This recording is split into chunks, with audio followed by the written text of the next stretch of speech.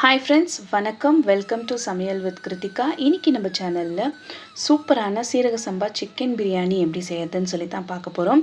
Video படி நீங்கள் எல்லாமே மெஷர்மெண்ட் பக்காவாக ஃபாலோ பண்ணி நீங்கள் சமைச்சிங்கன்னா நீங்களும் சமைக்கலாம். சூப்பரான பிரியாணி வீட்லேயே கண்டிப்பாக ட்ரை பண்ணி பாருங்கள். அண்ட் இந்த பிரியாணி நீங்கள் வீட்டில் ஒரு முறை செஞ்சு சாப்பிட்டீங்கன்னா போதும், நெக்ஸ்ட் டைம் நீங்கள் ஹோட்டல் போய் சாப்பிடவே மாட்டீங்க.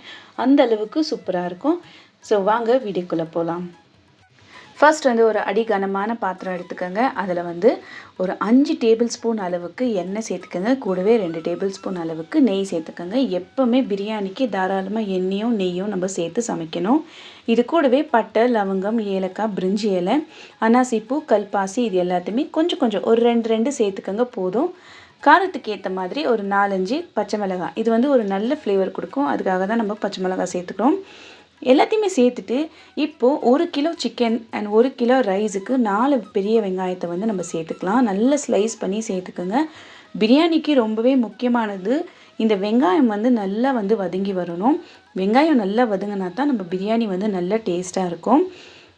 வெங்காயம் ஒரு அளவுக்கு நல்லா வதங்கி வந்த பிறகு ஒரு கைப்பிடி அளவுக்கு புதினாவை இந்த ஸ்டேஜில் சேர்த்துருங்க.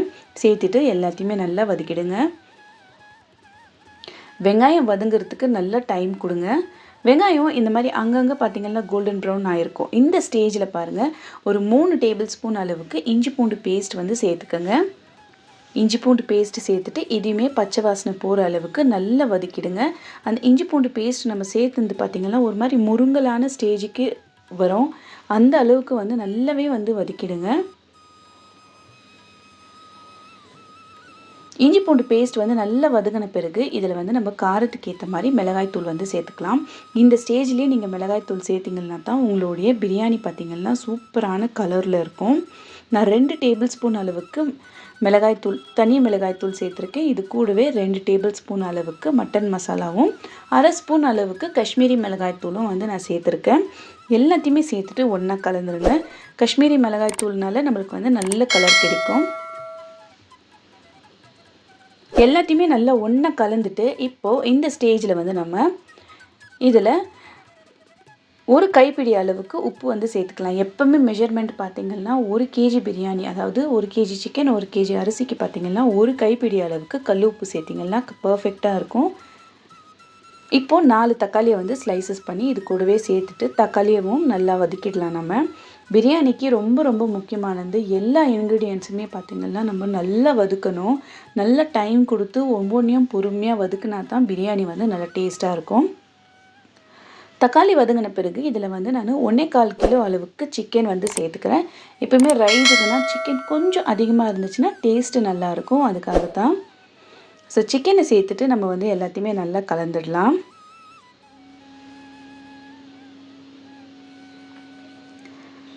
இப்போது இதில் நான் 1/4 கப் அளவுக்கு தயிர் சேர்த்துக்கிறேன். நான் கூடவே ஒரு எலுமிச்சை பழத்தோட சாறு நான் சேர்த்துக்கிறேன். இன்கேஸ் நீங்கள் நாட்டு தக்காளி சேர்க்குறதா இருந்தால் நீங்கள் எலுமிச்சை பழம் சேர்க்க தேவையில்லை. நீங்கள் பெங்களூர் தக்காளி சேர்க்குறதா இருந்தால் கண்டிப்பாக எலுமிச்சை பழம் சேர்த்துக்கோங்க. ஏன்னா பெங்களூர் தக்காளியில் அவ்வளோவா புளிப்பு வராது.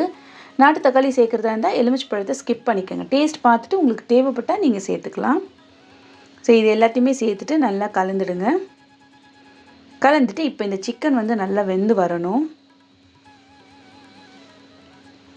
மீடியம் ஃப்ளேம் வச்சு சிக்கனை குக் பண்ணிக்கலாம். நம்ம அதுக்கு முன்னாடி கொத்தமல்லியை நம்ம சேர்த்துடலாம். இதுவும் ஒரு கைப்பிடி அளவுக்கு கொத்தமல்லி நான் சேர்த்துருக்கேன்.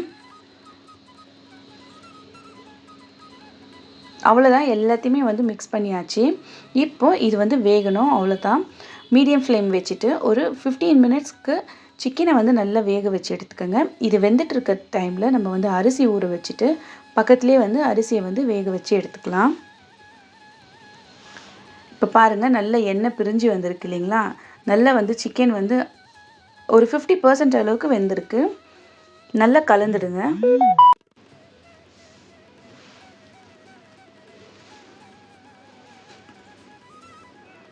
இப்போது பக்கத்துலேயே நான் சுடு தண்ணி வச்சுருக்கேன். இது செய்ய ஸ்டார்ட் பண்ணும் போதே நம்ம பக்கத்துலேயே தண்ணி வச்சிட்டோம்னா கரெக்டாக இருக்கும்.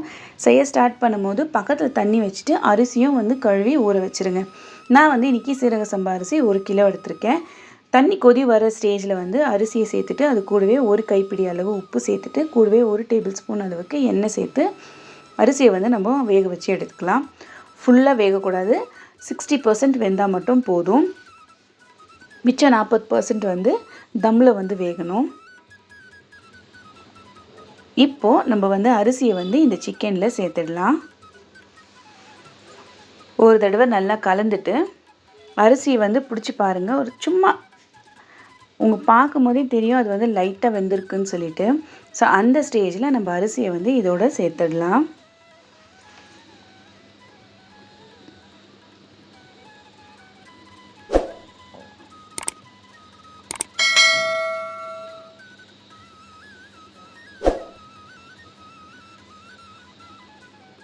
ரொம்ப வேக வைக்காதீங்க. ரொம்ப தண்ணி வந்து இப்போ இதில் சேர்க்கக்கூடாது. நம்ம இதை வந்து அப்படியே வந்து நம்ம தம் போடணும். ஏன்னா சிக்கன்லேருந்து வந்த தண்ணியே வந்து இருக்குது. தேவைப்பட்டால் ஒரு 2 குழிக்கரண்டி அளவுக்கு தண்ணி மட்டும் சேர்த்தா போதும். லைட்டாக மிக்ஸ் பண்ணுங்கள். ரொம்ப மிக்ஸ் பண்ணாதீங்க. கீழே வந்து மசாலாவும் சிக்கனும் கீழே அடியில் இருக்கட்டும். அப்போ தான் வந்து நம்ம எடுத்து சர்வ் பண்ணும்போது அது நல்லாயிருக்கும். ரொம்ப லேசாக வந்து மிக்ஸ் பண்ணிவிட்டு இதை மூடி போட்டுட்டு 15 மினிட்ஸ் ஸ்லோ ஃப்ளேமில் வச்சு நீங்கள் தம்மில் வச்சிங்கன்னா அவ்வளோதான், உங்களோட பிரியாணி வந்து சூப்பராக ரெடி ஆகிடும். பார்க்கும் போதே தெரியும் பாருங்கள், தண்ணி எல்லாம் இருந்துட்டு ரைஸ் வந்து சூப்பராக குக் ஆகிட்டுருக்கு. நான் உங்களுக்கு காமிக்கிறேன் பாருங்கள். அந்த கலர் பாருங்கள் எவ்வளோ அருமையாக இருக்குதுன்னு சொல்லிட்டு. இதெல்லாம் வந்து நேச்சுரல் கலர், நம்ம எந்த விதமான ஆர்டிஃபிஷியல் கலருமே சேர்க்கல. ஆனால் கலர் பாருங்கள் எவ்வளோ அட்டகாசமாக இருக்குதுன்னு சொல்லிட்டு. கண்டிப்பாக இந்த பிரியாணியை ட்ரை பண்ணி பாருங்கள். அண்ட் இந்த வீடியோ உங்களுக்கு பிடிச்சிருந்தா கண்டிப்பாக சேனலுக்கும் சப்ஸ்கிரைப் பண்ணிக்கோங்க. இந்த மாதிரி நிறைய biryani recipes and non veg gravy ரெசிபீஸோடு நான் உங்களை நெக்ஸ்ட் வீடியோவில் பார்க்குறேன். இவ்வளோ நேரம் பொறுமையாக என்னோடய வீடியோ பார்த்ததுக்கு ரொம்ப ரொம்ப நன்றி.